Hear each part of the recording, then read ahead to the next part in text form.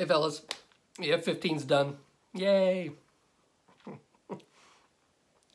It took me a little bit longer than what I thought it would.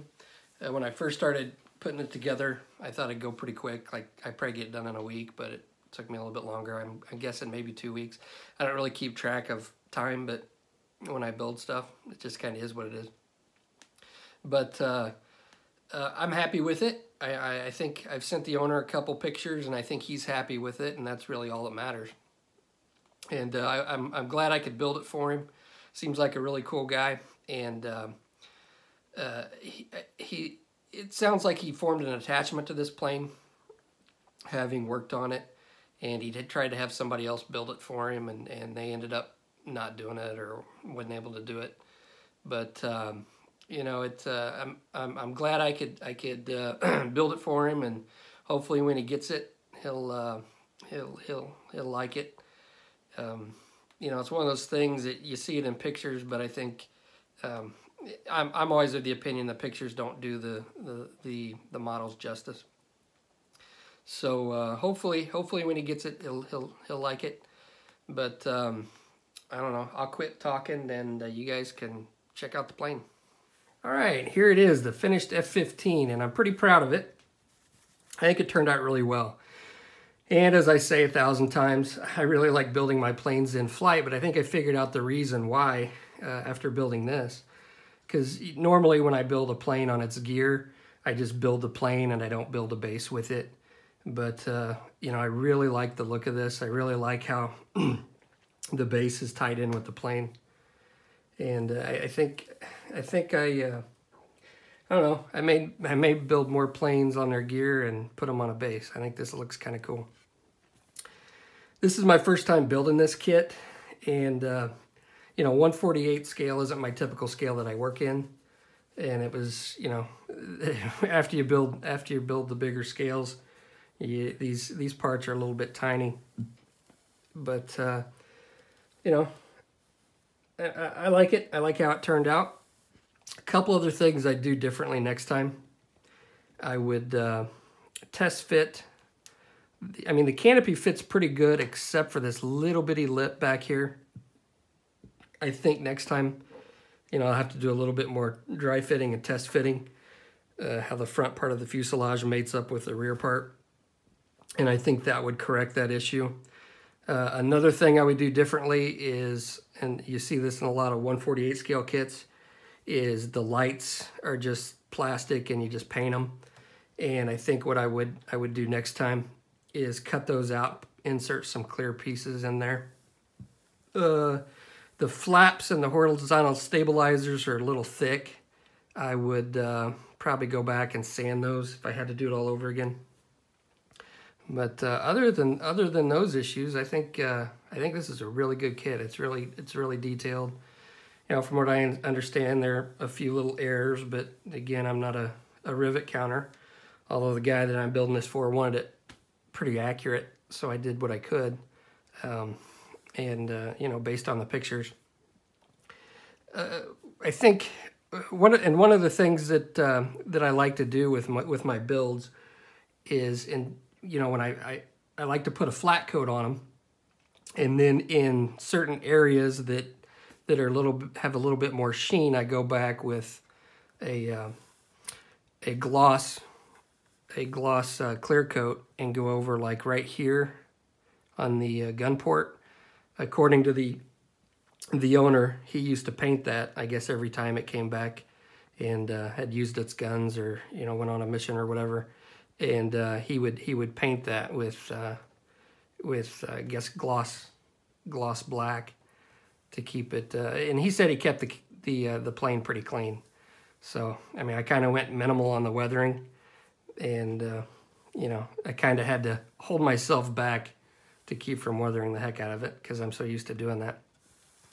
Also, something that I didn't know that he told me about was when the intakes are down, there's, I guess, was it dark ghost gray? The old paint scheme is underneath where this is typically closed, and he said it's kind of a glossy area, and I guess it's glossy and smooth, so that those intakes can go up and down easily.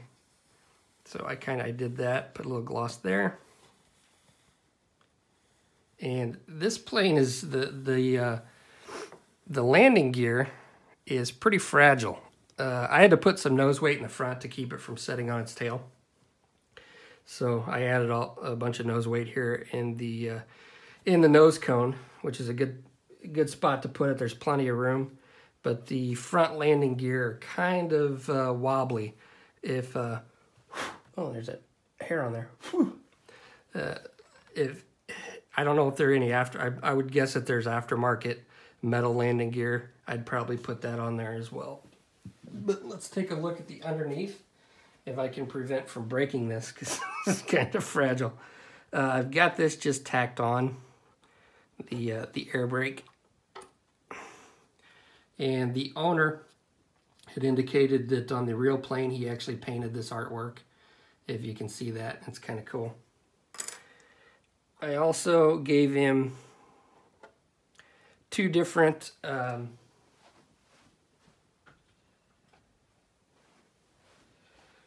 struts. This shorter one is the one that came with the kit, and this is one that I pulled off of another kit. And it's a little bit longer, and it allows the air brake to be positioned higher. I've also got a couple of the,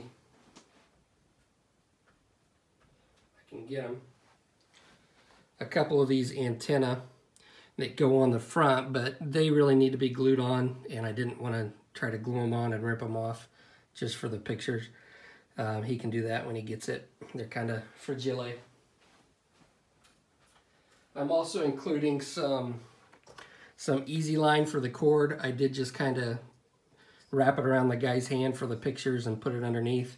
But if you've never worked with easy line, it's really good stuff. It takes the super glue. Basically, you just kind of put super glue on the part you want to attach this to, and then you just stick the end up to super glue, and it almost dries instantly, and it's stretchy, so it's really good stuff. So we'll use that for the cord. I'm going to go ahead and lift this up so you can take a look at the bottom. And he said the bottom gets kind of grimy.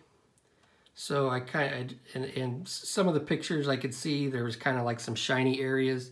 I know it's kind of hard to tell in the light, but around some of these little details here, like the oil or whatever, the fluids would kind of seep out. So I included that. And then these pop on and off with my magnets. I've been having trouble with magnets lately. And that.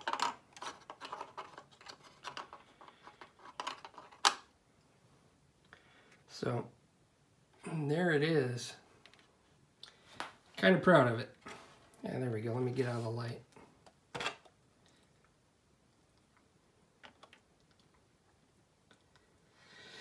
All right, well, that's it. Let me, I'm going to flash up some pictures.